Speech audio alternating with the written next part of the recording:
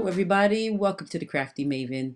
Here's the inspiration piece that I'm going to be using today, and I am not quite using the colors that are in the inspiration piece. What I'm doing is I'm using what was in the inspiration piece. There was a bulb that you saw there with the word beach on it, and I thought I would definitely take advantage of the photo that I did take at a beach.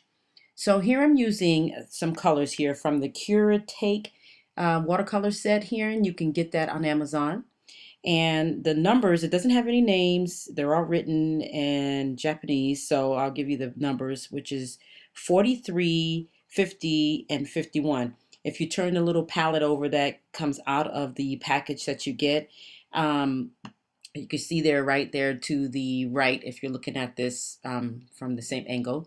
If you take those little, each one of those things and flip them over, you'll see the numbers that are on the back. So here I am with this photo, and I'll be honest with you guys, I do not know what this is. The photo that I took, I just loved the color of it. And green is my favorite color. So what I've done is I've done a lot of the paint and the artwork, as you can see, and I allowed it to drip down. With this particular method, I used some watercolor paper, and it's 140-pound cardstock water paper.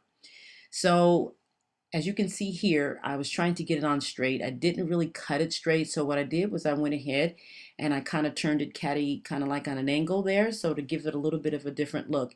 And now I'm going to turn the photo the other direction as well to give it a different look. I've used some pattern paper there as the base, and then now I'm using some vellum with some of the gold speckles in it. So what I decided to do with this layout was go ahead and just embrace the fact that it's pretty much going to be all green with some hints of gold and yellow, of course. I cannot help it. Green is just has always been my favorite color throughout my entire life, and I don't know exactly what that really means, but I just like the color. So what I did, I've cut some papers here, and I cut them into the banner shape, and I wanted to make sure that you get more emphasis on the photo. I didn't want to put a lot of embellishments on this layout because I wanted you to focus on the background, of course, and then the photo itself. Um, I really like this photo. I was able to capture this in some shallow water at the beach there on between some rocks there. So, I mean, there was lots and lots of starfish hanging around, but this particular one of this particular sea creature, which I don't know the name of, and I apologize for that, just caught my eye, so I decided to take a photo of that. And it was no bigger than my fist. It was about the size of I would say a tennis ball. So anyway, so now what I'm doing is I've got these scraps of paper, and I've got green scraps, and I've got some yellow so that we won't be using a whole bunch of green on here. And because the paint that I use has some yellow in it, I decided to go ahead and do that. Now, if you notice at the back of the layout here at the top, I took some splatters and I splattered some of the paint on there once I allowed it to drip down the watercolor paper. Now, you could only drench your paper this much when you're using watercolor paper. You don't want to drench it when you're using just regular cardstock because it will definitely fall apart. So this 145-pound watercolor paper is just awesome. It held up to the test, and I was able to do what I wanted to do with this layout.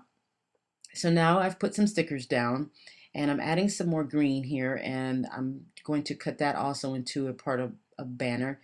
And I just had to get that green back in the back because it needed a little something at the top.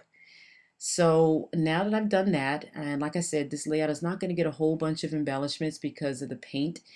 And I usually do a lot of embellishments on my layouts, but because of the background and the paint, I decided not to do it.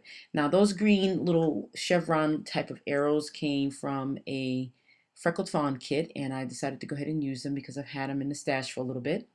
And then these are metal, look like little pyramids, and I actually pushed one down too hard, as you can see there, and I poked my finger.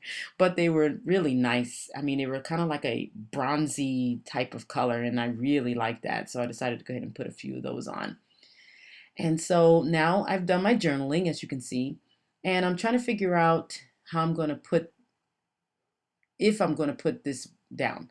I stared at it for a little bit and then I decided to go ahead, and then I wanted to put another color down, but because of all the green and the way those letters look, they look really puffy and shiny. Those are an Old Thicker's font called Iguana. I decided to go ahead and use that instead. And I'm just going to call this Aqua Beauty because it was very pretty. I mean, the photo does it some justice, but in real life, that picture of that little creature there was just awesome. It was amazing to see that. So I am about done with this layout, guys. So I want to thank you guys for watching, and be sure to tune in to the Crafty Maven and every day, because there is lots and lots of inspiration here and lots of talented ladies. Thank you guys for watching, and take care.